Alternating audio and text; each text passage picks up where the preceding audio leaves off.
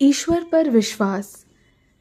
ईश्वर अपने विश्वास करने वालों को हमेशा अच्छी प्रेरणा देता है, हमेशा उन्हें सजग करता है और ईश्वर केवल प्रेरणा ही नहीं देता, आवश्यकता पड़ने पर सहायता भी करता है। गंगा जी के किनारे एक संत रहा करते थे। वह जन्मांध थे और उनका नित्य का एक नियम था कि वह शाम के समय ऊपर गगनचुंबी पहाड़ों में भ्रमण करने के लिए निकल जाते और हरि नाम का संकीर्तन करते जाते। एक दिन उनके एक शिष्य ने उनसे पूछा, बाबा, आप हर रोज इतने ऊंचे ऊंचे पहाड़ों पर भ्रमण हेतु जाते हैं, वहां बहुत गहरी गहरी खाइयां भी हैं और आपको आंखों से दिखलाई नहीं देता, क्या आपको डर नहीं लगता?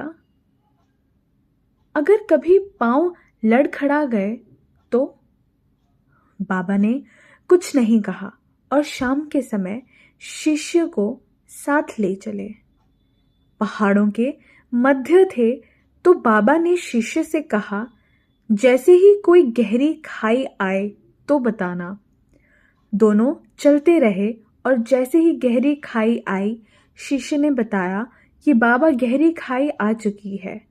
बाबा ने कहा, मुझे इसमें धक्का दे दे।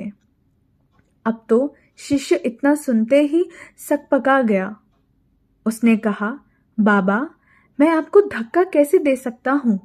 मैं ऐसा हरगिज नहीं कर सकता। आप तो मेरे गुरुदेव हैं। मैं तो किसी अपने शत्रु को भी इस खाई में नहीं धकेल सकता। बाबा ने फिर कहा, मैं कहता हूं कि मुझे इस खाई में यह मेरी आज्ञा है और मेरी आज्ञा की अवहेलना करोगे तो नरकगामी होगे। शिष्य ने कहा, बाबा, मैं नरक भोग लूंगा, मगर आपको हरगिज इस खाई में नहीं धकेल सकता। तब बाबा ने शिष्य से कहा, रे नादान बालक, जब तुझ जैसा एक साधारण प्राणी मुझे खाई में नहीं धकेल सकता, तो बता मेरा मालिक भला कैसे मुझे खाई में गिरने देगा?